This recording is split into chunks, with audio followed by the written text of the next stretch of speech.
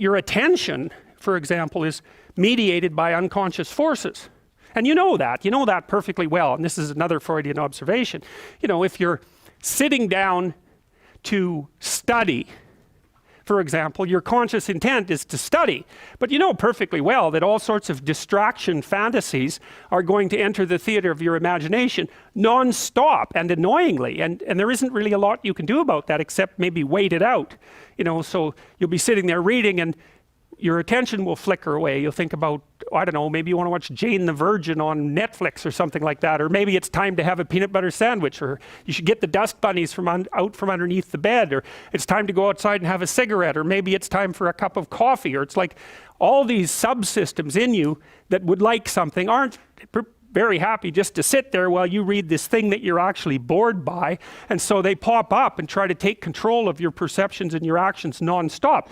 Maybe you think, well, this is a stupid course anyways, why do I have to read this damn paper, and what am I doing in university, and what's the point of life? It's like you can really get going if you're trying to avoid doing your homework, and then you might think, well, what is it in you that's trying to avoid? Because after all, you took the damn course and you told yourself to sit down. Why don't you listen? Well, because you're a mess. That's basically why. You haven't got control over yourself at all. And no more than I have control over this laptop. Okay, so there's the memory function of the unconscious, and there's the dissolutive function. That's an interesting one. The unconscious contains habits, once voluntary, now automatized, and dissociated elements of the personality, which may lead a parasitic existence. That's an interesting one. I would relate that more to procedural memory. You know, so what you've done is practice certain habits, whatever they might be, let's call them bad habits, and you like those things to get under control, but you can't. So maybe when you're speaking, for example, you use like and you know, and you say a lot. And you've practiced that, so you're really good at it, and you'd like to stop it, but you don't get to, because you've built that little machine right into your being, right? It's neurologically wired, and it's not under conscious control, and anything you practice becomes that. It becomes part of you, and that's another element of the unconscious, a different part. And then there's a creative part, which is that, well, you know, you're sitting around and maybe you're trying to write something, or maybe you want to produce a piece of art or a piece of music, or maybe you're just laying in bed dreaming and you have all these weird ideas, and especially in dreams, it's like, where do those things come from? And even more strange, one of the things that's really weird about dreams, and almost impossibly weird, is that you're an observer in the dream. It's like a dream is something that happens to you. Well, you're dreaming it, theoretically, so how is it that you can be an observer? It's almost like you're watching a video game or a movie, but you're producing it, at least in principle, although the psychoanalysts would say, well, no, not exactly. Your ego isn't producing it, your unconscious is producing it. It's a different thing. It's a different thing, and of course Jung would say, well, it's deeper than that. The collective unconscious might be producing it. It's in some sense, it isn't you exactly, or it isn't the you that you think of when you think of you. And that's the ego from the Freudian perspective, the you that you identify with, that's the ego. And outside of that is the unconscious. The id, that's more the place of impulses, and you could think about those as the biological subsystems that can derail your thinking, right? And that govern things like hunger and sex and aggression and your basic instincts is another way of putting it. And it's a reasonable way of thinking about it, because these are subsystems that you share with animals. You share them certainly with mammals. You share most of them with reptiles. You share a lot of them with amphibians, and even going all the way down to crustaceans. There's commonality, for example, in the dominance hierarchy circuits. And so these are very, very old things. And the idea that you're in control of them is, well, you're not exactly in control of them. And I would say the less integrated you are, the less you're in control of them, and the more they're in control of you. And that can get really out of hand, you know. You can be, like with people who have obsessive compulsive disorder, for example, which seems to be, I would say, the dissolutive elements in some sense of the unconscious, the way that it's portrayed here. Poor people with obsessive compulsive disorder, they can spend half their time doing things that they can't really control, and they have very strong impulses to do them, and it's very hard on them to block them. You know, they'll almost panic if those things are blocked. And then you have people with Tourette's syndrome, you know, that they'll be doing all sorts of weird dances and spouting off obscenities, and and imitating people without being able to control it, and sometimes a little bit of antipsychotic medication can dampen that down, but it's as if there are these autonomous semi-spirits inside of them that grip control over their behavior and make them do things. And you know, you find that to some degree in your own life, because maybe you've become very attracted to someone, even maybe you don't want to be attracted to the person, and then you find yourself, you know, texting them when you know perfectly well that you should be going to bed, and you know, you're in a grip of something, and you can't control it, and that's all part of the unconscious and all part of what Freud was studying. This is the Peter Pan story, roughly speaking. Peter Pan is this magical boy. Pan is the god of everything, roughly speaking, right? And so it's not an accident that he has the name Pan. And he's the boy that won't grow up. And he's magical. Well, that's because children are magical. They can be anything. They're nothing but potential. And Peter Pan doesn't want to give that up. Why? Well, he's got some adults around him, but the main adult is Captain Hook. Well, who the hell wants to grow up to be Captain Hook? First of all, you've got a hook. Second, you're a tyrant. And third, you're chased by the dragon of chaos with a clock in its stomach, right? The crocodile. It's already got a piece of you. Well, that's what happens when you get older. Time has already got a piece of you. And eventually, it's got a taste for you. And eventually, it's going to eat you. And so Hook is so traumatized by that he can't help but be a tyrant. And then Peter Pan looks at traumatized Hook and says, well, no, I'm not sacrificing my childhood for that. So that's fine, except he ends up king of the Lost Boys. In Neverland, well, Neverland doesn't exist, and who the hell wants to be king of the Lost Boys? And he also sacrifices the possibility that he'll have a real relationship with a woman, because that's Wendy, right? And she's kind of conservative, middle-class, London-dwelling girl. She wants to grow up and have kids and have a life. She accepts her mortality. She accepts her maturity. Peter Pan has to content himself with Tinkerbell. She doesn't even exist. She's like the fairy of porn. She doesn't exist. She's the substitute for the real thing. And so, but the dichotomy that you're talking about is very tricky, because there's a sacrificial element in maturation, right? You have to sacrifice the pluripotentiality of childhood for the actuality of a frame. And the question is, well, why would you do that? Well, one reason is it happens to you whether you do it or not. You can either choose your damn limitation, or you can let it take you unaware when you're 30, or even worse, when you're 40. And then that is not a happy day. And I see people like this, and I think it's more and more common in our culture, because people can put off maturity without suffering an immediate penalty. But all that happens is the penalty accrues, and then when it finally hits, it just wallops you. Because when you're 25, you can be an idiot. It's no problem. Even when you're out in a job search, it's like, well, you don't have any experience and you're kind of clueless. It's, yeah, you're young, you know, it's no problem. That's what young people are like, but they're full of potential. Okay, well, now you're the same person at 30. It's like people aren't so thrilled about you at that point. It's like, what the hell have you been doing for the last 10 years? Well, I'm just as clueless as I was when I was 22. It's, yeah, but you're not 22. You're an old infant, right? And that's an ugly thing, an old infant. So part of the reason you choose your damn sacrifice, because the sacrifice is inevitable, but at least you get to choose it. And then there's something that's even more complex than that in some sense, is that the problem with being a child is that all you are is potential, and it's really low resolution. You could be anything, but you're not anything. So then you go and you adopt an apprenticeship, roughly speaking, and then at least you become something. And when you're something, that makes the world open up to you again. You know, like if you're a really good plumber, then you end up being far more than a plumber, right? You end up being a good employer. Not that plumbers, I'm not putting plumbers down. It's like more power to plumbers. They've saved more lives than doctors. So, hygiene, right? So, you know, if you're a really good plumber, well, then you have some employees, you run a business, you train some other people, you enlarge their lives, you're kind of a pillar of the community, you have your family. Once you pass through that narrow training period, which narrows you and constricts you and develops you at the same time, then you can come out the other end with a bunch of new possibility at hand. And Jung talked about that. He thought that the proper part of the proper path of development in the last half of life was to rediscover the child that you left behind as you were apprenticing. And so then you get to be something and regain that potential at the same time. Very, very smart. Well, he was very, very smart, so that's very wise thing to know. So, yep. Sacrifice.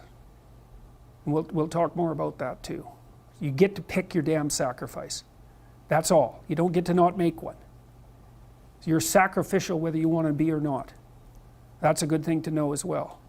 So even though it's rather, it's a rough thing to figure out. But other questions?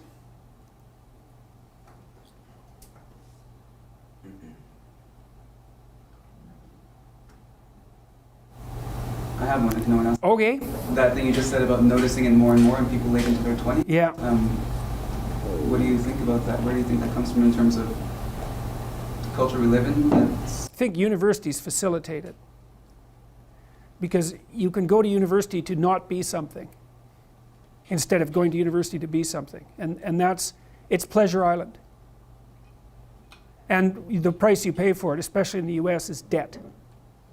And you're enticed into it because the administrators can pick your pocket. So they rob your future self while allowing you to pretend that you have an identity, right? Very nasty. And you can't declare bankruptcy with your student loans in the US. It's indentured servitude. And it's precisely Pleasure Island. It's exactly that. And so tuition fees have shot way out of control. And part of the reason that universities don't make more demands on their students and let them get away with all the things they let them get away with is because they're basically, why the hell would you chase them out? They're $100,000 or more. So they can do whatever they want as long as you get to sell them to the salt mines. Right.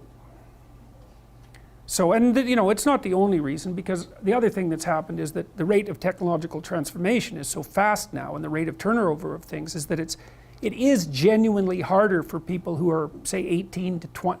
When I was a kid, roughly speaking, the kind of rough patch for life was probably 14 to 17, something like that. Now I think it's 18 to 25, something like that. And I think the reason for that is that all the jobs that the bloody hippies complained about being doomed to in the 1960s have now disappeared. Their problem was, oh my God, I'm going to have to work for a corporation and get a salary for the rest of my life. And then I'll just end up in it with a pension, and that'll be my whole life. It's like, well, it seems like a lot better deal than an endless round of part-time Starbucks jobs. So, some of it is that. There's a space now in our culture that is lacking for people to make that transformation from adolescence into adulthood. And so it's the cost of that is forestalled. It's not a good thing. It's not a good thing. Now, you've got these two evil creatures here, the fox and the cat. I think this one's based on one of the Marx brothers, actually, Harpo Marx, who I believe never said anything. But be that as it may, they're these ne'er-do-well characters. The fox in particular. Now, fox is a standard trickster animal, right? It's a classic animal, maybe because it's good at hiding and it's good at hunting. I don't know exactly why, but and coyotes are like that too. They're classic trickster animals. He's kind of like Wile E. Coyote, in fact, the Warner Brothers character who's genius at large, and of course whose arrogance continually gets him walloped.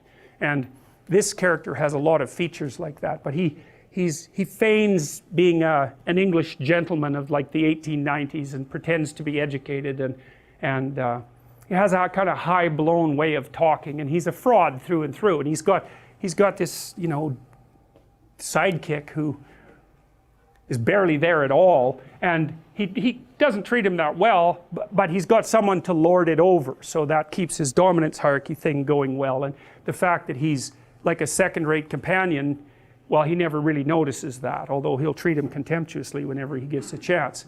So anyways, they're walking down the street, and the fox is bragging away about some crooked thing that he's done and how he pulled the wool over someone's eyes, and he confuses that with wisdom and intelligence. And one of the things that you see, this is worth knowing too, because if you're preyed upon by a psychopath, which you will be to some degree at some point in your life, the psychopath who will be narcissistic will presume that you're stupid and that you deserve to be taken advantage of because you're naive and stupid. So it's actually a good thing that he's doing it. And his proof for, and I'm saying he because there are more male psychopaths, the proof that you're stupid, naive, is that he can take advantage of you. And so, like, if you were wiser, you'd be, you know, you'd know his tricks, and then it wouldn't be morally necessary for him to show you just exactly who knows what about what. And so the psychopath will use his ability to fool you as proof of his own grandiose omnipotence, omniscience, and narcissism. And the problem with that is that you can be fooled by a psychopath, and virtually anybody can. So that Robert Hare, for example, who studied psychopaths for a long time and interviewed a lot of them, like hundreds of them, and videotaped many of the interviews, he said when he was talking to the psychopath, he always believed what they were saying, and then he'd watch the video afterwards and see where the conversation went off the rails. But you know, the proclivity to be polite in a conversation is very strong, and if you're polite, you don't object to the way that the person unfolds their strategy, you know. And psychopaths are pretty good at figuring out how to manipulate, obviously, how to manipulate people, and the probability that you will be immune to that is extraordinarily low. Go watch Paul Bernardo being interviewed by policemen on YouTube. That's that's enlightening, man. Paul Bernardo, he's like the CEO of a meeting in that video, you know. He gives the cops hell, he gives the lawyers hell, he protests his innocence. He basically tells them that they're rude and untrustworthy because they don't trust him because he did a few little things 17 years ago. And he gets away with it, a few little things, right? I mean, he killed a bunch of people, including the sister of his girlfriend at the time, and you know, he was a repeat sexual offender and murderer. It's like, but he basically goes, well, you know, that's a long time ago. It's like, we're past that, aren't we? I mean, I'm having a discussion with you. I'm trying to help you solve some crimes, which, by the way, I committed, but we won't bring that up. You know, and you're accusing me of being a liar. Like, you're not playing fair. What's up with you? And then when they answer, he looks at his fingernails, which is like, that's a lovely little manipulative thing, because it basically means whatever happens to be under my fingernail at the moment is much higher priority than listening to your foolish story. And you watch, you'll see people do that to you, and then you get a little insight into what they're up to. He's very good at that. And so, or he looks outside, or he just looks at his hands, or he looks out the window, immediately dismissive in his nonverbal behavior. It's brilliant. The courts were forced to release that, by the way, but look it up, Paul Bernardo on YouTube. Wow, it's just mind-boggling.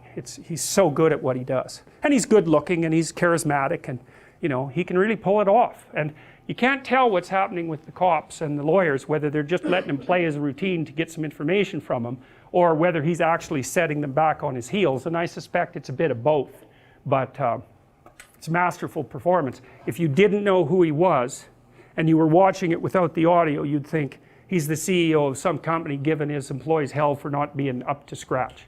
That's all his body language, his eye contact, everything just speaks that. It's amazing. I worked with this crazy psychologist. He used to put jokes on his multiple choice tests. He was a really eccentric guy, but I really liked his courses. He taught a course on creativity, and he was also a prison psychologist, and he was an eccentric guy, and he for some reason liked me, and maybe because I was eccentric too, and he invited me to go out to the Edmonton maximum security prison with him a couple of times, which I did, and that was a very interesting experience because I was trying to figure out what role each individual's behavior bore to the pathology of the group. It was something like that. And I went out there and I met a little guy, smaller than me. I was a little bigger by then. And he was a pretty innocuous guy. And what had happened was I was out in this gymnasium. It looks like a high school, a prison, which is really quite telling in my estimation. And there were all these like monsters in there, weightlifting, and like they were monsters. I remember one guy who was tattooed everywhere, and he had like a huge scar running down the middle of his chest. It looked like someone had hit him with an axe, and you know, and I was in there and I had this weird cape that I used to wear that I bought in Portugal and some boots that went along with it. And yeah, it was like an 1890s Sherlock Holmes cape, and it was really like it was from the 1890s because this little village was up on a hill. It was a walled city on a hill, and they sold these things, and I don't think they'd changed the style since 1890, and so I thought they were really cool, and so I was wearing that, which wasn't perhaps the most conservative garb to don if you're going to go to a maximum security prison. So anyways, I was in the gymnasium, and the psychologist left, and God only knows. I mean, that's what he was like. And all these guys came around me, you know, and they were offering to trade their prison clothes for my cape, and it was it was like I was being made an offer I couldn't refuse, you know, and so I didn't really know what to do. And then this little guy said something like that the psychologist sent me to come and take you away, or something like that. And so I thought, well, better this little guy than all these monsters. So we went outside the gym through some doors, like school doors. We went outside the gym into the exercise yard, I guess, and we were wandering along, and he was talking to me, and he seemed like a kind of an innocuous guy. And then the psychologist showed up at the door and motioned us back, and so, which was kind of a relief. And so I went into his office, and he said, "You know that guy that you walked out in the yard with?" And I said, "Yeah." He said, he took 2 cops one night, and he had them kneel down, and while they were begging for their lives, he shot them both in the back of the head. And I thought,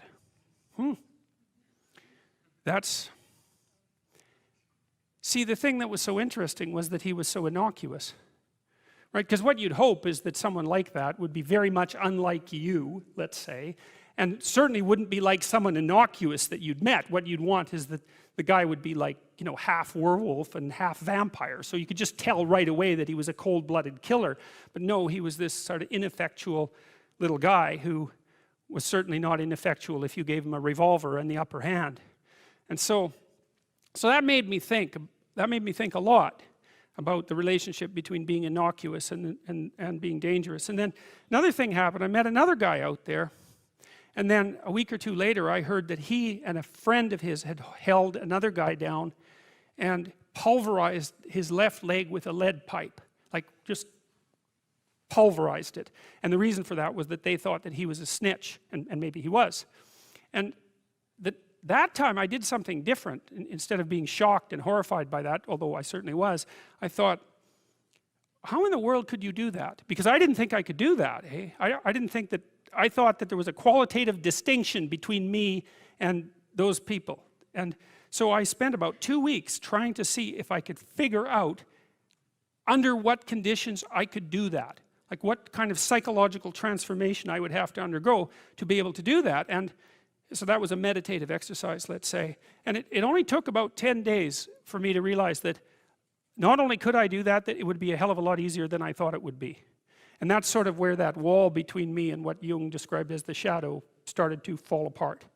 And that also was very useful because I started to treat myself as a somewhat different entity, because I hadn't been aware up to that point, you know, because I thought I was a good guy. And there's no reason for me to think that, because you're not a good guy unless you've really made a bloody effort to be a good guy. You're just not. It's not easy. And so you're probably a moderately bad guy. And that's a long ways from being an absolutely horrible guy, but it's also a long ways from being a good guy. And so, but I had a little more respect for myself after that, because I also understood that there was a monstrous element to the human psyche that you needed to respect. And that was part of you, that you should regard yourself in some sense as a loaded weapon. It's very useful around children to regard yourself as a loaded weapon, because around children you are a loaded weapon. And the terrible experiences that many children have with their parents are testament to that.